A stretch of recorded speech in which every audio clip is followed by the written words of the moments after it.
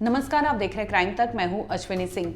6 फरवरी को सुबह मुंबई के गेटवे ऑफ इंडिया के कोस्टल एरिया पर पुलिस को एक संदिग्ध बोट नजर आता है, जिसके बाद सूचना जो कोस्टल पुलिस होती है और नेवी के ऑफिसर होते हैं वो फौरन सूचना पुलिस को देते हैं। कोलाबा पुलिस वहां पहुंच जाती है।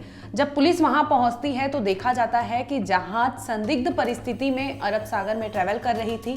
लगभग बताया जा रहा है कि 10 से 12 दिन पहले ये जहाज अवैध तरीके से भारत के अरब सागर में दाखिल होती है, जिसके बाद भारतीय तटीय क्षेत्र में वो ट्रेवल करती है और बकायदा उस जहाज पर, उस बोट पर 3 लोग सवार होते हैं और ये तीनों जीपीएस के माध्यम से मुंबई के कोस्टल एरिया पहुंचने के लिए जीपीएस लगाते हैं, जिसकी मदद से वो वहां पहुंच भी जाते हैं। इस दरमियान किसी की भी उन पर नजर नहीं पड़ती और ये अवैध तरीके से वहां पहुंच जाते हैं। हालांकि इसमें सुरक्षा की बड़ी चूक बताई जा रही है, क्योंकि कोई भूला नहीं होगा कि 26/11/2008 में कैसे अंजाम दिया गया था, कैसे अवैध तरीके से कसाब और उसके साथ कुछ आतंकी आए थे और अवैध तरीके से वो मुंबई के गेटवे ऑफ इंडिया पर ही उतरते हैं और वहां से वो मुंबई पर इस तरह से आतंकवादी हमला करते हैं जिसमें कई अनगिनत लाश बिछा देते हैं। इसके साथ ही वो सीएसटी से लेकर, ताज से लेकर, ओबेरॉय से लेकर कोई ऐसी जगह नहीं छोड़ते जहां पर लाश ना मिली हो।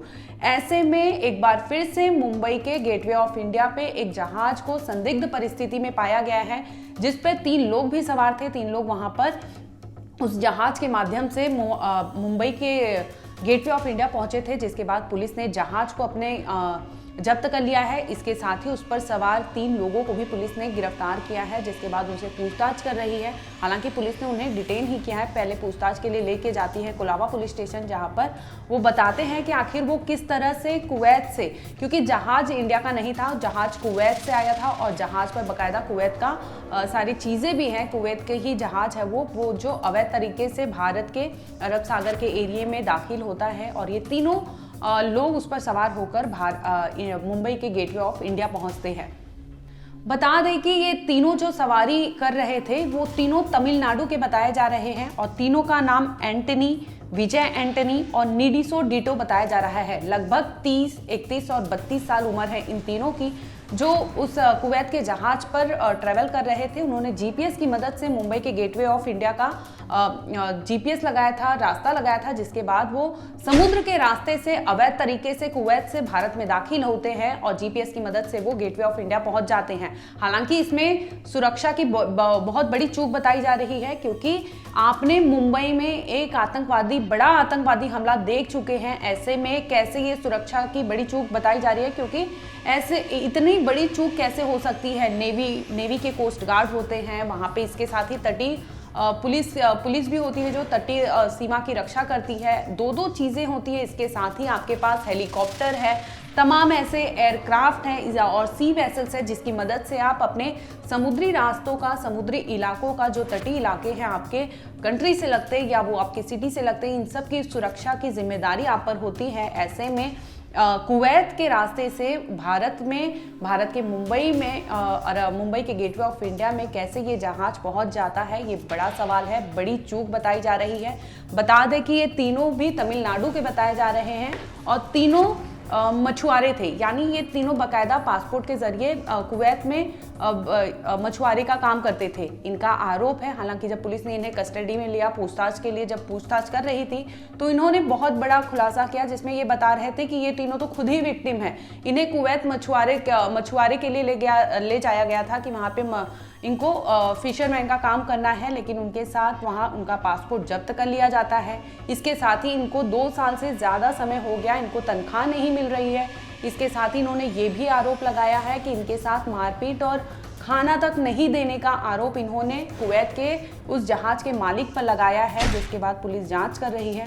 हालांकि ये अभी जांच का ही विषय है कि आखिर इन्होंने जो बोला है ये सही है कि नहीं। पुलिस इसे क्रॉस वेरीफाई करेगी, क्योंकि तमिलनाडु ये बता रहे हैं कि इनका रहने का ठिकाना है।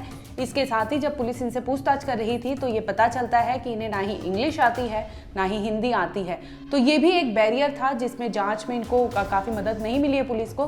हालांकि कुछ ऐसे अफसर को बुलाया गया है जो इनके रीजनल लैंग्वेज में बात कर सके और उनसे ही बातचीत में ये सारे खुलासे हुए हैं कि इनके साथ ये सारी चीज़ें ज़्यादती हो रही थी, जिसकी वजह से इन्होंने जहाज के मालिक को सोचा कि इनको सबक सिखाना है और ये तीनों मिलकर एक प्लान बनाते हैं। प्लान के तहत ये कुवैत से उस जहाज को लेके जाते हैं फिशिंग के लिए, लेकिन वो वहाँ से चोरी कर लेते हैं कि ठीक है सैलरी नहीं मिल रही, किसी तरीके से इन्हें भारत आना था, तो यही तरीका था इनके पास कि ये जहाज को चुराते हैं और जहाज को जीपीएस के माध्यम से वो मुंबई के गेटवे ऑफ इंडिया पहुँचते हैं।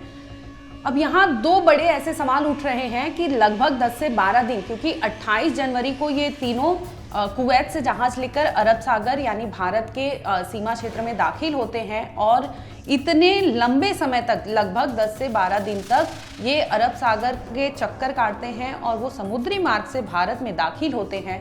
तो ऐसे में जो भारतीय नौसेना है और तटरक्षक जो बल होते हैं, यानी जो पुलिस रक्षा करती है तटीय इलाकों की, वो पुलिस की निगरानी से कैसे बच जाते हैं कि इतनी दूरी इतना ट्रेवल करके वो आखिर 10 से 12 दिन तक पहुंच जाते हैं। इसके साथ ही जब पुलिस उनके बोट की तलाशी करती है, जांच करती है, तो हालांकि कुछ भी ऐसे संदिग्ध नहीं मिला, लेकिन बोट जो था वो संदिग्ध था, जिसे देखकर पुलिस को सूचना दी जाती है और कुलाबा पुलिस फौरन वहां पहुंचती है और बोट को कस्टडी में अपने रख लेती है। पुलिस इसके बाद जांच करती है तो उसमें से कुछ भी ऐसे हथियार या वेपन, कुछ भी ऐसी चीजें नहीं बरामद हुई है। और फिलहाल तीनों जो पकड़े गए हैं, पुलिस इन पर एफआईआर भी दर्ज नहीं की है, क्योंकि ये खुद ही विक्टिम बता रहे हैं। हालांकि अभी जांच का विषय है, पुलिस अभी जांच करेगी, उसके बाद आगे का प्रोसेस जो भी होगा वो करेंगे। बता दें कि जहाज को पहले संदिग्ध पाया गया था, वो प्रॉन्स लाइट हाउस एरिया में पाया गया था, जिसके बाद पुलिस को सूचना दी जाती है कि यहाँ पे एक संदिग्ध जहाज दिखाई दे रहा है जो भारत का नहीं है, यानी वो कोस्टल कहीं और का है, जिसकी वजह से पुलिस को सूचना मिलती है और पुलिस वहाँ पहुँचती है। ये बहुत बड़ा चूक है, क्योंकि आपने मुंबई ने ही खुद ही देखा है कि 26/11 जैसे बड़े आतंकवादी हमले का खुद वो गवा रहा है। ऐसे में चाहे नेवी अफसर हो, चाहे वहाँ के तटीय बल हो जो सुरक्षा करते हो, वो कैसे इतनी बड़ी चूक होने दे सकते हैं, क्योंकि आपने एक पहले से बड़ा आतंकवादी हमला देखा है और फिर भी आपने उससे सबक नहीं लिया, जो इस तरीके से जहाज को 10 से 12 दिन तक आपके एरिया में वो ट्रेवल करता है और वो ट्रेवल करते करते मुंबई के गेटवे ऑफ इंडिया पहुंच जाता है, जिसके बाद आपको जानकारी मिलती है और संदिग्ध परिस्थिति में जहाज को भी कस्टडी में ले लेते हैं। इसके साथ ही तीनों को पुलिस पूछताछ के लिए अपने साथ ले जाती है। फिलहाल इस मामले को लेकर पुलिस तीनों से पूछताछ कर रही है। तीनों खुद को बता रहे हैं कि वो भारत के ही हैं, भारत के तमिलनाडु इलाके से बिलोंग करते हैं और पेशे से वो खुद को मछुआरे बता रहे हैं। उनका कहना है कि उनके साथ ज्यादती हुई है, उनके साथ गलत हो रहा था, जिसकी वजह से उन्होंने गलत तरीके से बोट को चुराकर भारत में लाया, लेकिन उनका तरीका भले गलत था, लेकिन उनके साथ जो चीज़ें हो रही थी उसके माध्यम से पुलिस को ऐसे लगा कि ये तीनों तो खुद ही विक्टिम हैं, जिसके बाद पुलिस अभी तहकीकात में जुटी है। फिलहाल इस मामले में इतना ही। जो कुछ भी अपडेट होगा हम आप तक जरूर लाएंगे। आप देखते रहिए क्राइम तक।